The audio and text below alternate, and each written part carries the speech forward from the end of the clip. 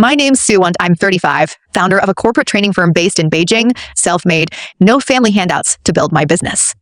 For 30 of those 35 years, my older brother Su Ming was the golden child of our household, and I was the afterthought, the kid who never got a chair at the annual New Year's Eve dinner table. This wasn't a one-time accident. My tea was a deliberate, unspoken rule my mom enforced every single year starting when I was 6. I still remember the first time it happened, crystal clear.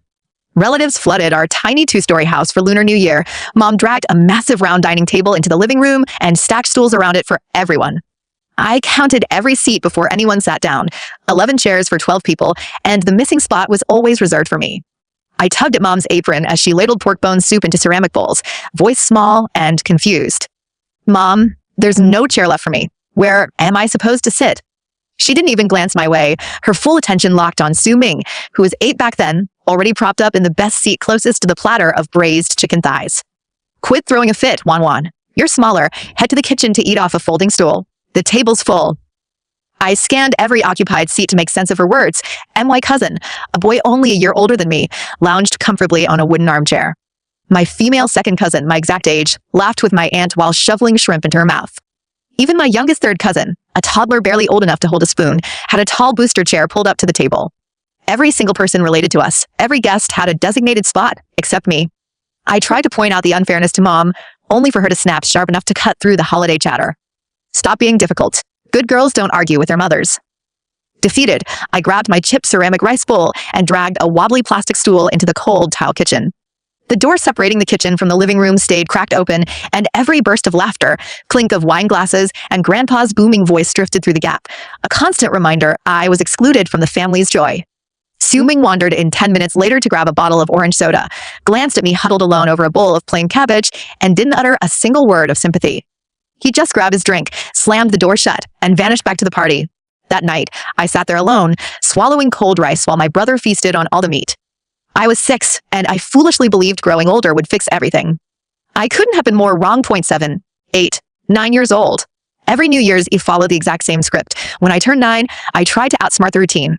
I woke up hours before anyone else, set every bowl and chopstick around the table, and intentionally left an empty chair right next to Grandpa for myself, certain I'd secured my spot before any relatives arrived. But mid-dinner, my third aunt showed up with her newborn baby girl, and Mom's eyes zeroed straight in on my seat. Wan, stand up and let your aunt sit there. You're mature enough to make sacrifices for family. I gripped the edge of my chair, heart sinking, but I saved this spot for me. Are you really this selfish? Her glare burned into my skin, heavy with judgment. Your cousin's infant needs a grown-up seat. Can't you be reasonable for once? I didn't have the courage to fight back. I stood, handed over my chair, and retreated to the kitchen stool all over again. Through the thin wall, I heard Su Ming chattering happily, eating plate after plate of saltwater prawns, never once asked to give up his seat for anyone. No one cared that I'd prepped the entire table myself that morning. No one acknowledged my effort. The following year, Grandpa caught on to the pattern. Mid-feast, his voice boomed through the house, cutting through the noise. Where's Wan? Why isn't she at the table with all of us? Mom's reply floated back casual and dismissive, a lie she'd crafted to repeat for over a decade. She's in the kitchen by choice, Grandpa. Says all the noise irritates her. I stood frozen in the kitchen doorway, listening to her lie about my preferences. I'd never once said I hated the noise. I'd never chosen to eat alone. Grandpa didn't push the subject in front of the whole family, but an hour later, he carried a full plate of pork dumplings through the kitchen door, dragged a second plastic stool beside mine, and sat down to eat with me. Grandpa'll keep you company tonight, baby girl. I stared at his wrinkled, spotted hands, and hot tears spilled straight into my rice bowl. That single night was the only time in 15 years someone chose to sit with me in the kitchen instead of the crowded main table. Once I hit 11, I stopped crying entirely. I learned to adapt to the family's unspoken hierarchy, carving out a survival routine to avoid the humiliation of being publicly sent away each year. Before the whole family sat down for dinner, I'd rush through a full meal by myself, then spend the rest of the night scrubbing pots and plates alone in the kitchen. My mom loved bragging about me to every neighbor and distant relative. Our Wan's such a thoughtful, obedient daughter, always volunteers to clean up after meals without being told. I grew to hate the word obedient more than anything else in the world. It was just a polite label for the endless sacrifices everyone expected me to make without a single word of gratitude. When I turned 18, I aced the National College entrance exam, earned a full tuition scholarship to a top-tier university thousands of miles from home. I called my mom to share the news, hopeful she'd show even a flicker of pride, but her first sentence crushed every ounce of excitement I'd felt. Your scholarship covers tuition, so you can figure out living expenses on your own. We're putting all our money toward your brother's community college fees this year. Su Ming had flunked the college entrance exam twice before scraping into a local 2-year program with annual tuition of 12,000 yuan. The entire household savings were funneled directly into his education, while I was told to fend for myself. I worked 3 separate side jobs to cover rent, groceries, and textbooks throughout my university years, waiting tables at a campus diner, handing out flyers in freezing winter malls, tutoring high school students every weekend. One brutal Beijing winter, temperatures dropped to -12 Celsius, and I stood outside a shopping mall distributing promotional leaflets for 80 yuan a day. The frigid wind split open the frostbite covering my palms, blood seeping through the paper flyers clutched in my hands. I never texted or called my parents to tell them how badly I was suffering. There was no point, they wouldn't care.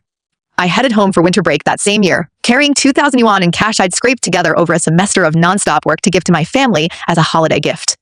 Mom grabbed the envelope without a word of thanks, tossed it into her bedroom drawer, and immediately turned all her attention to Su Ming sprawled lazily on the living room sofa. Tell Mom what you're craving for dinner tonight, Ming Ming. I'll whip up all your favorite dishes. He rattled off a list of expensive seafood and meat dishes without hesitation: braised pork ribs, sweet and sour fish, giant prawn stir-fry. Mom lit up, promising to buy every ingredient first thing the next morning. No one glanced my way to ask what I wanted to eat. No one acknowledged the 2,000 yuan I'd handed over after months of grueling labor. A week later, Su Ming strutted around the house wearing a brand new 800 yuan pair of AJ sneakers, holding them up to show off to every relative who visited. Mom bought these for me with extra holiday money, he bragged, completely oblivious to the fact that the cash came straight from my blood, sweat, and frozen blister hands. I said nothing, swallowing the bitterness down. After I graduated college, I stayed in Beijing to build a career. I started at a tiny startup as an entry-level admin, pulled overtime every single night, picked up weekend freelance gigs to pad my income. Within 3 years, I climbed to department supervisor, then jumped to a large corporate firm with a monthly salary of 25,000 yuan. After 5 years of relentless saving and taking out a small business loan, I launched my own corporate training agency.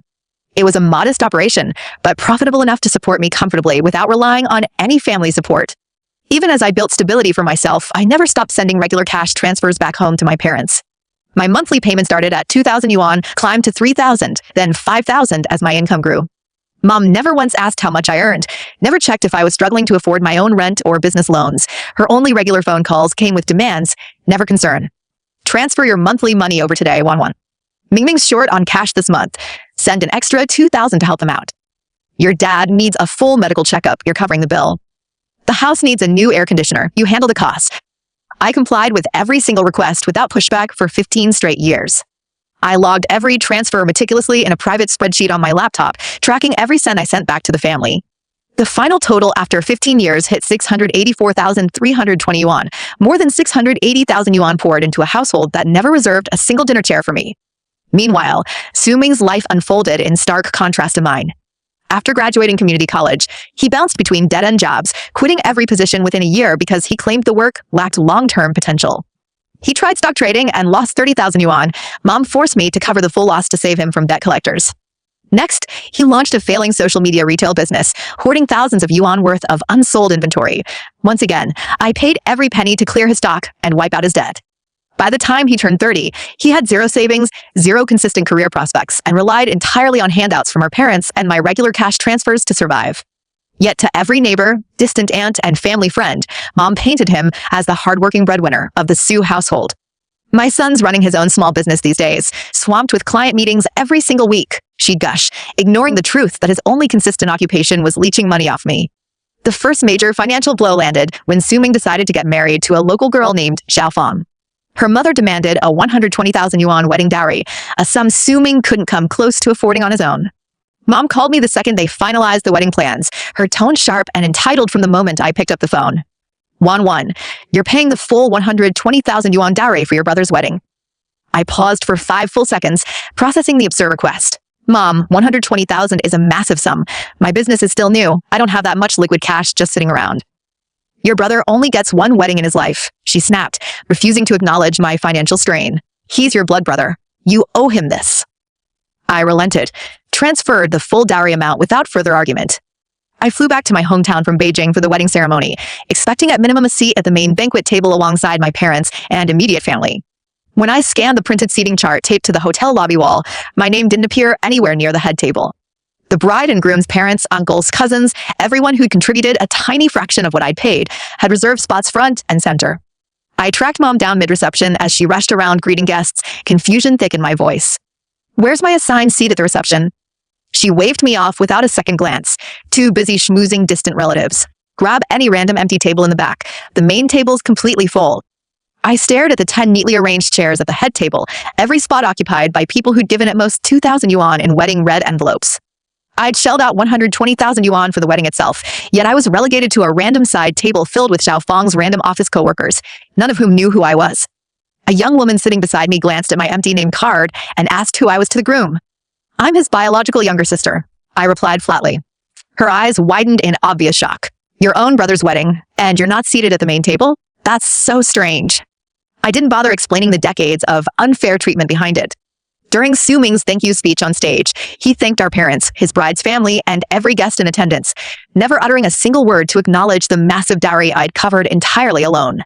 120,000 yuan bought me nothing but a lonely seat in the banquet hall's far corner, zero gratitude included. After the reception ended, I wandered the hotel hallway and ran into Grandpa, confined to a wheelchair after his first bad fall.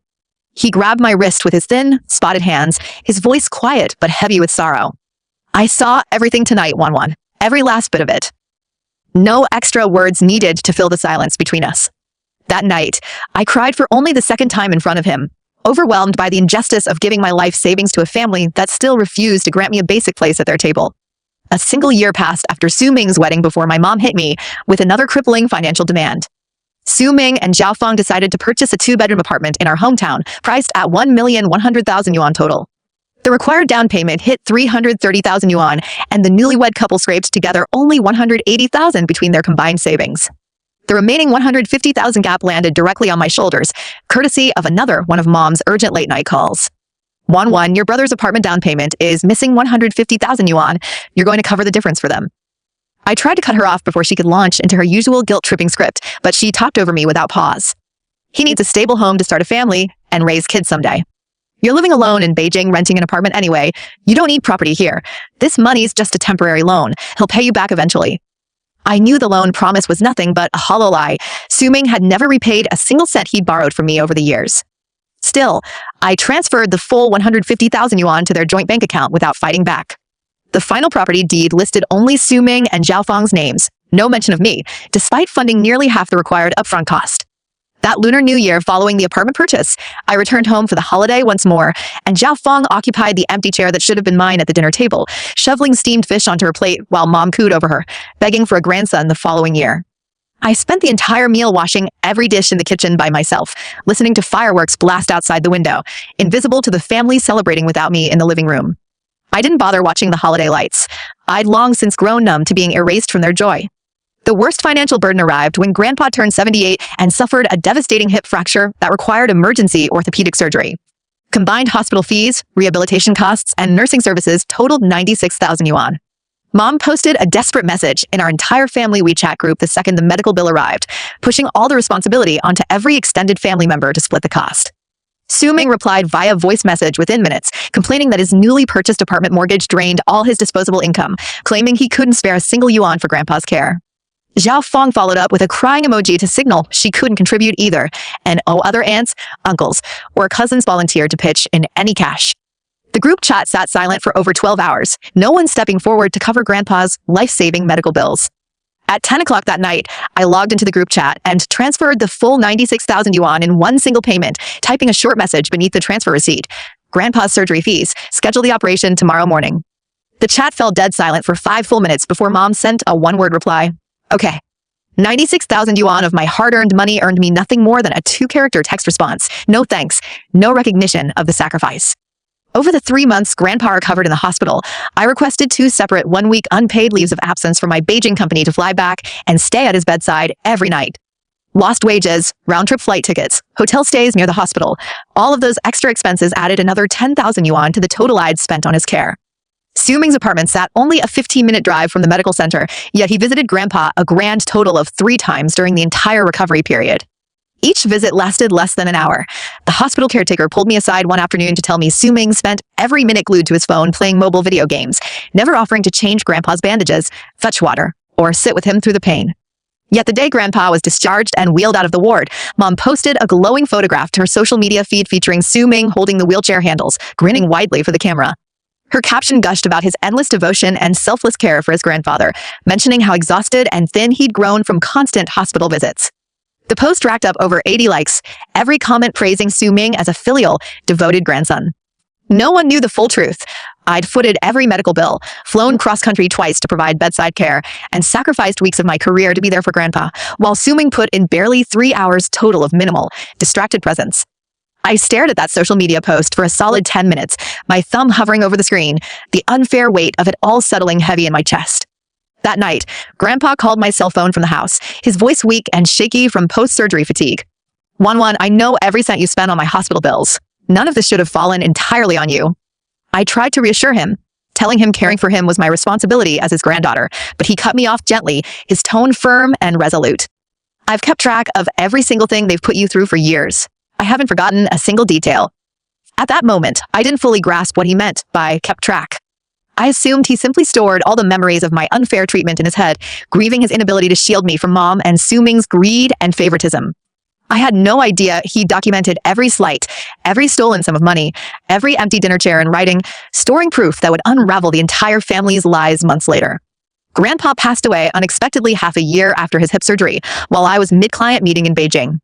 Mom's phone call informing me of his death carried zero grief, delivered as casually as if she were asking what takeout I wanted delivered for dinner that night. I canceled all scheduled client meetings immediately, purchased the earliest available flight ticket home, and arrived at our hometown house at 2 a.m., greeted by a makeshift funeral altar with Grandpa's black and white portrait centered on the wall. I stood in front of his photograph for hours, replaying every small kind gesture he'd ever given me, the dumplings shared in the kitchen at 6 years old, his supportive grip on my wrist at Su Ming's wedding, that final phone call admitting he'd witnessed every injustice against me. Silent tears streamed down my face as I mourned the only person in the entire family who'd ever seen my pain and cared enough to acknowledge it. By sunrise the next morning, relatives flooded the house for the funeral arrangements, and Mom immediately assigned every task to the family members in attendance, sorting labor based on her unshakable bias towards Su Ming. "Ming, you're in charge of greeting all arriving guests and accepting condolences. Fong, man the table collecting funeral red envelopes from visitors. Wan, head to the kitchen and prepare all the meal platters for the guests." Even at Grandpa's own funeral, my designated space remained the kitchen, the same spot I'd been banished to every New Year's Eve for 15 years. I didn't argue, quietly grabbed an apron, and got to work chopping vegetables and steaming rice for the funeral banquet. When lunchtime rolled around, Mom split all guests across 3 dining tables, reserving the main front table for my parents, uncles, Su Ming, and Zhao Feng. I was shoved to the third back table, seated alongside random elderly neighborhood neighbors who barely knew our family. One elderly woman named Aunt Wang, Grandpa's lifelong next-door neighbor, recognized me instantly and leaned over to whisper softly, "Your grandpa talked about you every single time I stopped by his house. He bragged nonstop about how successful and hardworking you are running your own business in Beijing, and he always said you're the most loyal, caring grandchild he's ever had." I picked at my cold rice, unable to taste any of the food on my plate, heart aching knowing Grandpa's quiet admiration never translated to equal treatment from my own parents and brother. The funeral procession that afternoon only amplified the humiliation I'd endured my entire life. Mom assigned the order of march for carrying Grandpa's casket to the burial plot, placing Su Ming front and center, clutching Grandpa's portrait for the entire walk. Zhao Feng followed directly behind him, then my mother and father, all my uncles and their children trailing after them. I was ordered to walk dead last in the entire procession, positioned behind every single cousin. Even my youngest 6-year-old male cousin from my third uncle's household marched ahead of me. The 40-minute walk from our house to the cemetery stretched on endlessly, forced to watch Su Ming soak up every ounce of sympathy and respect from all funeral attendees, all while every financial and emotional burden of Grandpa's care had rested solely on my shoulders. Once all relatives cleared out of the house that night, I lingered in the kitchen cleaning funeral dinner dishes, and Mom's voice drifted over from the living room where she sat talking with my father and Su Ming. Her words were crystal clear through the thin wall separating the kitchen and living area, every syllable cutting deep into my chest. "Now that Grandpa's gone, we need to sort out his residential property paperwork and transfer ownership straight to Ming. That house belongs to our son. It's always been the plan." Su Ming's lazy, ungrateful reply echoed back without a hint of gratitude for Grandpa or me. "Sounds good, Mom. It was inevitable anyway." Dig through his storage cabinets to find his bank passbook too. There's bound to be thousands in savings left over we can split among us. They discussed dividing Grandpa's entire estate without a single mention of my name, as if I didn't exist at all. His body had barely been laid to rest that morning, and my parents and brother were already plotting to seize every asset he'd left behind, ignoring every sacrifice I'd made for Grandpa and the family over 15 years. In all the years prior, I'd swallowed every unfair slight without protest, choosing silence to keep the fragile peace of the household. But in that moment, standing alone with a stack of dirty bowls in my hands, I felt the last thread of patience inside me snap completely. I set the plates down on the counter and resolved I would no longer let them erase me from every part of the family's life. 3 days after Grandpa's funeral, my cell phone rang with an unfamiliar local landline number from the city official notary public office. The receptionist's formal, calm voice came through the speaker, sending my heart racing instantly. "Hello, is this Sue Wan? Your grandfather Sue Deming filed an official notarized will with our office 6 months prior to his passing. We require your presence at our office next Wednesday to review and process the legal documents." I froze mid-breath, barely able to process what I'd just heard. A will? Grandpa had created a legally binding, officially notarized will, and the office was explicitly requesting my attendance alongside the rest of the family. All those years he'd whispered he'd seen everything suddenly clicked into place. He hadn't just stored memories in his mind. He'd taken concrete legal action to balance out 15 years of unrelenting unfairness directed at me. He'd been planning just as long before his final hospitalization. The following Wednesday, I arrived at the city notary public office promptly at 10 a.m. Dressed in a simple black blazer and slacks, clutching my ID card and household registration booklet as instructed over the phone. I spotted Sue Ming's beat-up sedan parked directly out front of the building before I even stepped through the glass entrance doors, and when I walked into the waiting lobby, I found my entire immediate family camped out on the plastic bench seats. My father, my mother, Sue Ming, and Zhao Fong, all 4 of them clustered together, murmuring quietly amongst themselves. Mom's face twisted into a scowl the second she laid eyes on me, rising from the bench to block my path forward. "Why are you here?" "The notary office called to notify Ming Ming about Grandpa's property, not you." "The staff contacted me directly and ordered me to attend this meeting," I replied flatly, stepping around her to sit on an empty chair in the far corner of the lobby, intentionally choosing a seat isolated from their group. Once again, no one made space for me beside the family, but this time, I didn't feel the familiar sting of humiliation. I knew Grandpa's legal documents held a secret that would shatter every single one of their long-held assumptions about his inheritance. Zhao Fong leaned in to whisper to Sue Ming, her voice loud enough for me to overhear every word. "Do you think the old man left some small cash gift for her or something? It can't be the house. Grandpa promised that property to you years ago." Sue Ming waved off her concern with a cocky, dismissive gesture, slouching back against the bench with his legs crossed, radiating overconfidence. "Relax, there's no way the house ends up with her. Grandpa told me personally that property is mine, so whatever minor provisions in the will for her won't amount to anything worth stressing over." None of them bothered to address me or invite me into their conversation, treating me like an irrelevant outsider dragged along to a family legal matter that didn't concern me. I sat silently in the corner, observing their entitled, self-assured body language, waiting for the notary to call our group number to enter the private conference room. 10 minutes later, a 40-year-old female notary with wire-rimmed glasses stepped out from the back offices, holding a thick brown leather file folder sealed with official wax stamps. She called our full group into the soundproof meeting room, setting the will documents down on the polished wooden table and pulling out a chair to sit across from our family. "All parties named within Sue Deming's notarized last will and testament, please confirm your identity for the official record." Mom shot her hand up immediately, rushing to answer before anyone else could speak. "We're all here, every family member who's entitled to Grandpa's assets." The notary nodded, proceeding to read each beneficiary's legal name aloud one by one, cross-referencing the list against our government ID cards laid out on the table. "Su Jiangwo, son of the deceased Sue Deming." My father grunted a quiet present without lifting his gaze from the tabletop. "Sue Ming, eldest grandson of Sue Deming." Sue Ming sat up straighter, a smug smirk tugging at his lips, fully convinced the property would be awarded to him momentarily. "Sue Wan, younger granddaughter of Sue Deming." I responded clearly, steady and calm. "Present." Mom's jaw dropped open the second my name left the notary's mouth, shock flooding her features as she slammed her palm flat against a table surface. "Hold on a second. Why is Sue unlisted as a relevant party in Grandpa's will? She's got no claim to any of his assets whatsoever." The notary stared at her impassively, unfazed by her outburst, maintaining a neutral professional tone. "Every individual named within the official will document is required to attend this reading to validate the legal proceedings, ma'am. There are no exceptions." Mom sputtered, ready to launch into another argument, but the notary cut her off by breaking the wax seal on the file folder and unfolding the official will paperwork, signaling the formal reading to begin. She cleared her throat and began reciting every line of Grandpa's legally recorded final wishes verbatim, starting with his full legal identification information, followed by the address and specifications of his 96 square meter residential property on Guangming Road number 72. Mom nodded along eagerly as the address was read, Su Ming's grin growing wider by the second, both of them fully anticipating the next sentence, awarding the house to Su Ming. The notary's next sentence landed like a sledgehammer on every expectation they'd held for months, delivering the first massive plot twist of the entire story. The undersigned testator, Su Deming, voluntarily bequeaths the above-listed residential property in full to his granddaughter, Su Wan. Complete, deafening silence crashed over the conference room in an instant. Mom's mouth hung open, frozen mid-breath, unable to close it as she processed the impossible sentence she'd just heard. Su Ming's legs dropped from their crossed position, his smug smile vanishing instantly, replaced by a stunned, furious scowl. Zhao Feng's eyes bulged wide as saucers, her hands flying up to cover her mouth in shock.